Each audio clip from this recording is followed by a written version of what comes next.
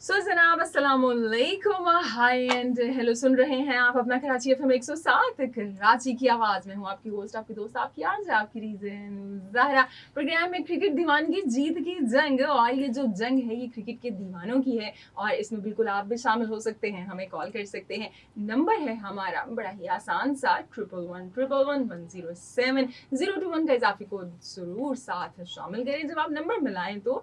और इसके अलावा अगर व्हाट्सएप के ज़रिए आप हमसे बात करना चाहते हैं यानी मैसेज करना चाहते हैं हमें, तो नंबर है जनाब 03398107 और आप मुझे बताएं कि क्या आपकी प्रिडिक्शन कहती है कि एशिया कप में सबसे ज़्यादा रन्स इस दफ़ा किस बल्लेबाज के बल्ले से आने वाले हैं, किस बैटर का बल्ला जो है वो रन उगलने वाला है सबसे ज़्यादा इस एशिया कप में। और जनाब आप हमें कॉल करें, मैसेजेस करें, जो कि हम बिल्कुल प्रोग्राम में शामिल करेंगे। अभी जब हम ब्रेक पे जाएंगे तो आपको एक एडवांस में बात बता दूं कि एक सरप्राइज के साथ वापस आएंगे हम। जी जी बिल्कुल, आप लोगों के लिए एक होगा मेरे पास सरप्राइज।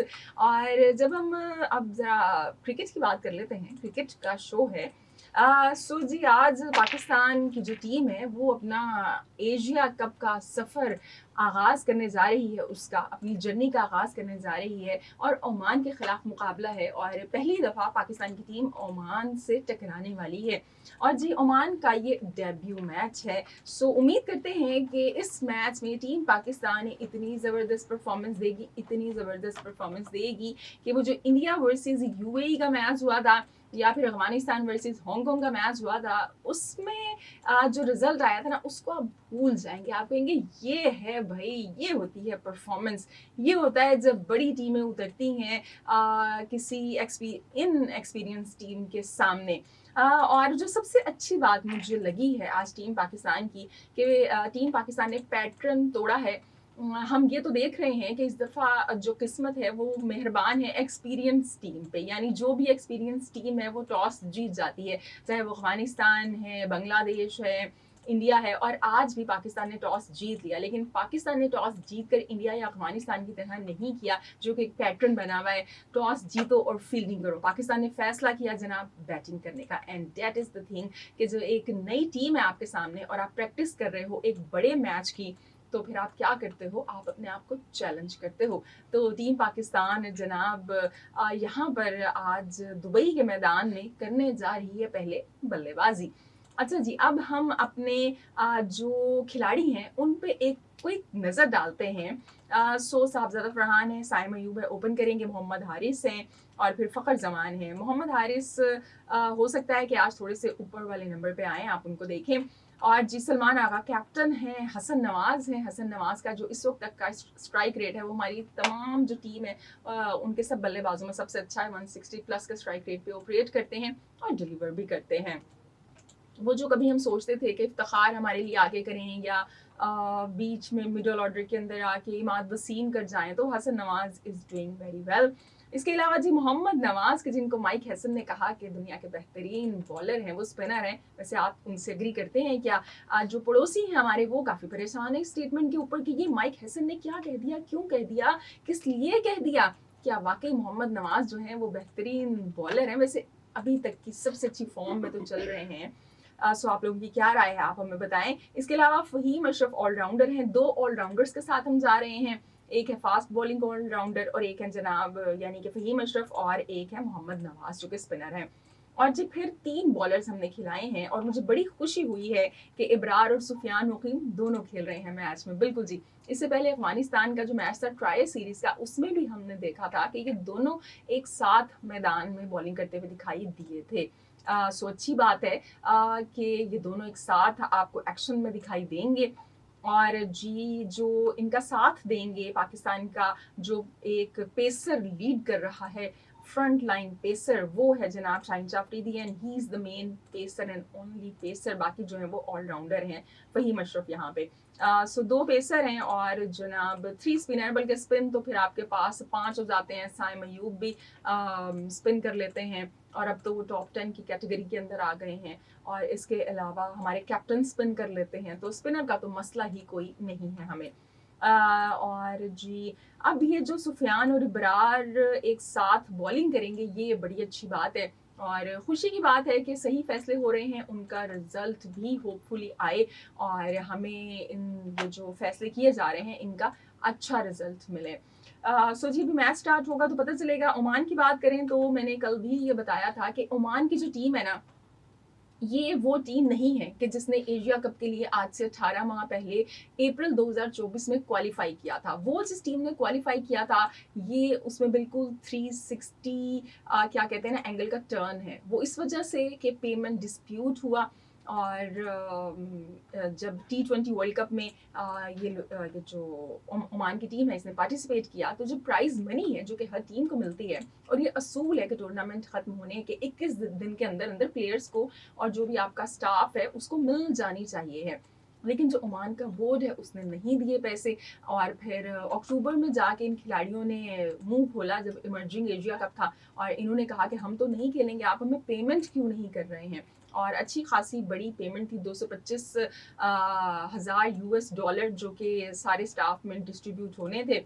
और तब ओमान बोर्ड ने बजाय ये कि वो अपनी गलती को एक्सेप्ट करते, खिलाड़ियों से बात करते, वो एक बिल्कुल ही क्या कहेंगे ना एक उन्होंने ऐसा डिसीजन लिया जो कि नहीं लेना चाहिए था। उन्होंने पूरी टीम चेंज कर दी, यानी 15 की स्क्वाड में से जो 11 खिलाड़ी थे वो बिल्कुल नए आ गए, और जो 11 खिलाड़ी थे उनको फारिग कर दिया, उन बेचारों को वीज़ास कैंसिल हो गए। कोई यूएसए में बैठा हुआ है, कोई कनाडा में बैठा हुआ है, उनके करियर भी बाज़ के ख़त्म हो गए, बाज़ के काफ़ी मुतासर हुए। तो वो जो एक एक्सपीरियंस टीम थी ओमान की, जो कि लीड कर रही थी ओमान को, और जिसने फाइनल खेला था 2024 में एसीसी प्रीमियर लीग का, कि जिसके ज़रिए ये 3 टीम्स क्वालिफाई करके एशिया कप के लिए आई, और फिर वो जिस टीम ने T20 वर्ल्ड कप खेला था, ये वो टीम है ही नहीं। मेरे ख्याल से शकील हैं इस टीम के अंदर, शकील अहमद जो कि वापस आ गए। बाकी तो सारे के सारे खिलाड़ी नए हैं, पांचों के पांचों मैचेस हार के आ रहे हैं। ये यूएसए से भी हार गए, एक गल्फ कोई सीरीज हुई थी, ट्राई सीरीज, उसमें भी ये फाइनल नहीं खेल पाए थे। सो बिल्कुल अच्छी फॉर्म में नहीं है टीम, इनएक्सपीरियंस है। इसके अंदर आपको ऐसे भी खिलाड़ी मिलेंगे जो कि 20 साल के हैं, 19 साल के हैं, ऐसे भी खिलाड़ी मिलेंगे जो कि 40+ हैं। तो बस वो क्या कहते हैं ना कुछ करके टीम बनाने की ज़बरदस्ती कोशिश की गई है। सो बहरहाल जी, अभी नेशनल एंथम हो रहा है, अभी हम ब्रेक पे चलते हैं, ब्रेक के बाद वापस आते हैं, बातचीत के सिलसिले को जारी रखते हैं। जल्दी से बिल्कुल आप कॉल मिलाएं और हमें बताएं कि एशिया कप में सबसे ज्यादा रन बनाने वाला इस दफा बल्लेबाज कौन सा होगा। कॉल कीजिए हमें 11111107 और मैसेज करें हमें 03398107 पर, और रहें हमारे साथ साथ क्योंकि आप लोग सुन रहे हैं अपना कराची FM 107। सो जनाब, प्रोग्राम में आपको फिर से खुशामदीद कहते हैं। जैसे कि मैंने कहा था जब वापस आएंगे तो एक सरप्राइज के साथ वापस आएंगे, तो ये जो सरप्राइज है ये आप लोगों को दिखाई दे रहे हैं इतने बड़े सरप्राइज। तो सरप्राइज के साथ हम वापस आ चुके हैं, वो है जरार मेहंदी। हाँ, सरप्राइज वाकई सरप्राइज हो गया। नॉर्मल रूट, यूजुअल रूट से जरा सा हटके मैंने कहा शॉर्टकट नजर आ रहा है, और वो शॉर्टकट लॉन्ग कट बन गया। वो कराची का स्पेशल है ना, और एक कोई अंग्रेजी का मुहावरा भी मुझे सही याद नहीं आ रहा, लेकिन वो है कि शॉर्टकट लोगे तो वो हमेशा रॉन्ग कट बन जाता है। एक्चुअली वो हर कोई वही शॉर्टकट ले रहा होता है, सबने ले लिया। और कुछ जरा हमारे रोड्स की भी कंडीशन ऐसी हुई हुई है। इल्तिमास, हाथ जोड़ के इल्तिमास, भाई कुछ कर लो। बीमार है रोड, समझे आप? बीमार नहीं है, पता नहीं क्या है, रोड कम है, गड्ढे ज्यादा है, गड्ढे कम है, रोड ज्यादा है, पता नहीं क्या चल रहा है। बहरहाल अजीब सिचुएशन है। तो कोई 1-1.5 घंटा मुझे यहाँ लग गया पहुंचने में। खैर आ गए जी, इम्पोर्टेंट मैच आज का है। वो क्या है ना, देर की आने में तुमने शुक्र खुदा का आए तो जज़ाकल्लाह, बहुत शुक्रिया। तो आप आ गए भाई, बहुत शुक्रिया। ओके ठीक है, चलो जी। कुछ ना कुछ आते ही एक्साइटमेंट शुरू हो गई है, और उस एक्साइटमेंट ने ये किया है कि पाकिस्तान ने टॉस जीता था, बैटिंग का फैसला किया हुआ है। आई थिंक अच्छा फैसला है, एक डिफरेंट फैसला किया है अभी तक का। एटलीस्ट जो जिन्होंने अभी तक टॉस जीता है सबने बॉलिंग का फैसला किया, लेकिन पाकिस्तान ने कहा नहीं जी बैटिंग। और सिचुएशन ये कि गालिबन अभी दूसरी बॉल हुई थी, एक बॉल पे 4 रन बने थे। ले लिया है मेरे ख्याल से, ये साइन ने लिया है डीआरएस। एग्जैक्टली। तो कुछ अपील शपील हो गई है ओमान की तरफ से। ओमान की तरफ से कुछ बयान भी आ रहे थे, उनके कुछ प्लेयर्स हैं, I don't remember their names, I am so sorry, लेकिन उनका पहले बयान एक आया कि थोड़े अरसे पहले की बात है कि अगर पाकिस्तान से भी हमारा मुकाबला होगा, ज़्यादातर इसमें भी एक्सपर्ट्स पाकिस्तान के ही हैं, पाकिस्तानी जो खेल रहे हैं, तो पाकिस्तान से हुआ तो हम पूरी काबिलियत और सलाहियत रखते हैं कि पाकिस्तान को हरा देंगे। फिर उन्होंने अपना बयान चेंज किया, मे बी कोई बैकलैश उनके ऊपर आया कि हम किसी भी टीम को हराने की सलाहियत रखते हैं।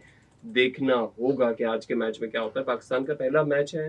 बिल्कुल जी, पहला मैच है। आज से हम अपना जो एशिया कप का सफर है उसका आगाज हमने कर दिया है और अब देखते हैं जी कि डीआरएस के ऊपर है और क्या रिजल्ट आता है। और मेरे ख्याल से ये आउट है। सो जो भी रिजल्ट आएगा हम आपको बताएंगे।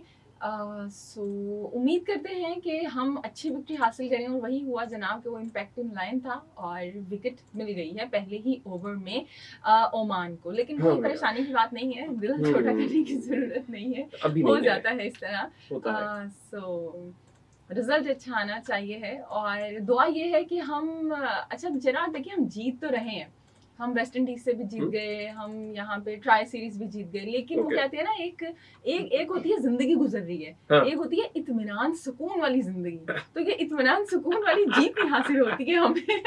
कभी वो यूएई करीब आ जाता है, कभी वो अफगानिस्तान हरा देता है, फिर हम उसको हरा देते हैं। तो बस अल्लाह करे कि ये सुकून वाली जीत हो। अपना ही मजा है, सुकून से जिंदगी गुजारते रहो तो कुछ थ्रिल नहीं होता, एक्शन नहीं होता। हाँ, आप एक अंडरडॉग हमेशा से रहे हो, अब जरा कंडीशन थोड़ी और चेंज है, होना तो आपको टॉप पे चाहिए अपनी गेम के, लेकिन स्टिल पाकिस्तान टीम टॉस पे रखती है हर मैच के अंदर। अपने जो शायकीन क्रिकेट है उनको वाकई सही बात है कि टेंशन का माहौल रहता है एक अजीब सा, तो उसमें ये है कि जरा मैच की एक्साइटमेंट भी बढ़ जाती है, देखने भी लोग चले जाते हैं, इसीलिए कि शायद देखने चले जाते हैं लोगों ने, अपने विचारों ने कम कर दिया है कि ये क्या परेशानी है। चले जी आज मोहम्मद हारिस को ऊपर भेजा गया है, इट्स अ गुड चेंज। और ये पता नहीं कौन से क्रिकेटर थे, मैं उनका नाम भूल गई, मेरे जहन में नहीं आ रहा। उन्होंने ये कहा था कि अगर पावर प्ले में कोई विकेट गिर जाती है तो फिर मोहम्मद हारिस को भेजना चाहिए। और मेरे ख्याल से सही कहा उन्होंने, क्योंकि ये ना अच्छा खेलते हैं, क्योंकि पावर प्ले के शुरू से खेलने के आदी भी हैं, फास्ट बॉलर्स को अच्छा खेल लेते हैं। और ओपनिंग प्रैक्टिस भी इनकी अच्छी खासी है, ओपन करते भी रहे पाकिस्तान की तरफ से। विकेट कीपर ओपनर ही थे बेसिकली। यहाँ विकेट कीपर का वैसे भी बैटिंग में थोड़ा सा ज्यादा रोल आ जाता है एज एन ऑलराउंडर अगर आप देखें, बिकॉज उनका बॉलिंग या फील्डिंग से कोई ऐसा लिंक, अपनी फील्डिंग से तो होता है लेकिन बॉलिंग से नहीं होता, तो एक प्रेशर जरा वो क्रिएट कर सकते हैं बैटिंग स्किल से, और हारिस के अंदर वो कैपेबिलिटी है। इंटरेस्टिंग टू सी कि ये एक्सपेरिमेंट एक तरीके का पाकिस्तान टीम ने किया कि चलो हम जरा हारिस को भेजें आज वन डाउन। अच्छा, आपके ख्याल में प्रेशर किस पे होगा? प्रेशर इस वक्त तो पाकिस्तान पे आ चुका है और हारिस पे आ चुका है बिल्कुल, क्योंकि वैसे भी देखिए जब आप एक कमजोर टीम के खिलाफ खेल रहे होते हैं ना, जीत जाए तो कोई आपको प्रेज नहीं करेगा, हार गए ना तो तुसी जानदे किथे हो, इस तरह ही करके ना वो कुछ कि आप गए जाते कहाँ पे, हारे कैसे तुम। डिपेंड करता है। अगर मुझे ऐसा लगता है कि इंडिया और यूएई वाला जो मैच था और जिस तरह से इंडिया ने डोमिनेट किया उस मैच में, अगर इस तरह की कोई विक्ट्री बड़ी टीम लेती है तो फिर वो लाइमलाइट के अंदर आ जाती है कि यार ये भी नहीं एक्सपेक्ट किया था कि इस लेवल पे जाके आप अगली टीम को हराएंगे या स्कोर उनको इतना कम करने देंगे और फिर 4 ओवर में आके मैच खत्म करके चले जाएंगे कि जी बस हो गया, इतना ही था ये मैच। पाकिस्तान की बात करें अगेन तो फिर हालात डिफिकल्ट है, हमारा क्रिकेट वैसे ही तरह एक मुश्किल हालात से गुजर रहा है, स्टेबिलिटी नहीं है हमारे पास, प्लेयर्स के बड़े नाम हैं। तो आप मुल्क का बता रहे हैं कि क्रिकेट का बता रहे हैं? मुझे ऐसा लग रहा है दोनों की बात हो रही है कुछ ना कुछ, तो कहीं ना कहीं पे निगाहें हैं, कहीं पे निशाना। हाँ ऐसा ही है। तो अब जरा यंग प्लेयर्स हैं, माइक हसन खुद भी जरा यंग दिखते हैं और डैशिंग से दिखते हैं माइक हसन। अच्छा जी, तो इससे वो अच्छे कोच बन गए क्या? हुजूर क्या कहने हैं आपके। भाई जो स्टेप्स उन्होंने लिए हैं, बड़े नामों को बिठा दिया एकदम से, कोई एक्सपेक्ट नहीं कर रहा था कि पहले ही बैठ चुके थे, वैसे बैठ चुके थे, लेकिन अब वापसी की भी उम्मीद थी। बड़े लोग कह रहे थे कि वापस आएंगे। इवन कल मैं देख रहा था वसीम अकरम का भी बयान आया हुआ इस चीज पे कि बाबर को T20 से बाहर रखना है गलती है।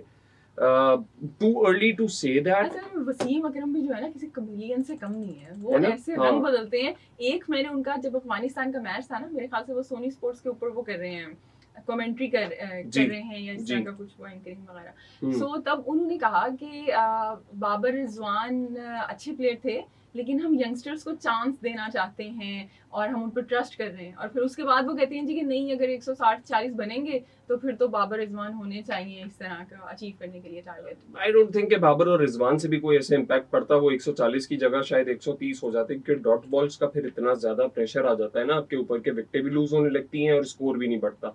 अब कम से कम ये है कि हमने ये देखा है एटलीस्ट बैटिंग में कि विकेट गिर भी गई है तो सिंगल डबल्स या कोई अगला प्लेयर बाउंड्री की सूरत में आके स्कोर को बढ़ाता रहे। ये टी20 का यही है कि आप स्कोर नहीं रोक सकते, आपकी विकेट्स भी डाउन हो रही हैं सिंगल डबल। जैसे हमने अफगानिस्तान और हांगकांग के खिलाफ मैच में देखा था कि अफगानिस्तान की विकेटें गिर रही थी बट उन्होंने अपने रन रेट को नहीं जाने दिया।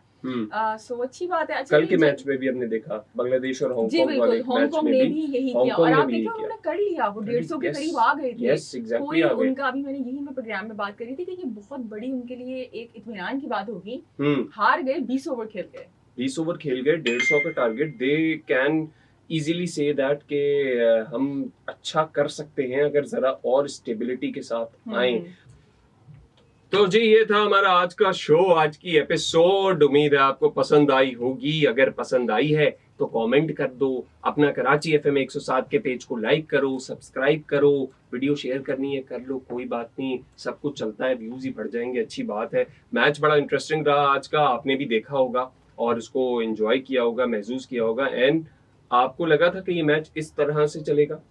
जी, पाकिस्तान की टीम अनप्रेडिक्टेबल है, कुछ भी हो सकता है। और आज हमने क्वेश्चन भी पूछा और वो ये कि एशिया कप में आपके ख्याल में सबसे ज्यादा रन कौन बनाएगा इस सीजन में, कौन सा बेटर होगा। सो हमारे सुनने वालों ने तो जवाब दिया इस चीज का। आप क्या कहते हैं जरा, क्या प्रेडिक्शन है आप? मुझे देखें, आई विल बी ऑनेस्ट जवाब देना है, दिल रखने के लिए जवाब देना है। ऑनेस्ट जवाब देना है तो यार इंडिया का कोई बैट्समैन हो सकता है जो शायद सबसे फायरी और सबसे ज्यादा रन बना के चला जाए। अब मेरे जहन में आता है कि शायद वो अभिषेक शर्मा भी हो सकते हैं और दूसरा वो सूर्या कुमार यादव खुद एज कैप्टन भी हो सकते हैं। सूर्या कुमार यादव की भी फॉर्म अच्छी चल नहीं रही है। अभी इतनी नहीं चल रही, लेकिन देखिए पाकिस्तान के साथ जब मैच होगा ना तो उसके बाद इंडिया टीम निकल के आती है फिर सही तरीके से। That's my thing. तो मेरी तरफ से यानी जनाब मेदी की तरफ से इस शो से, आज के शो से इजाजत।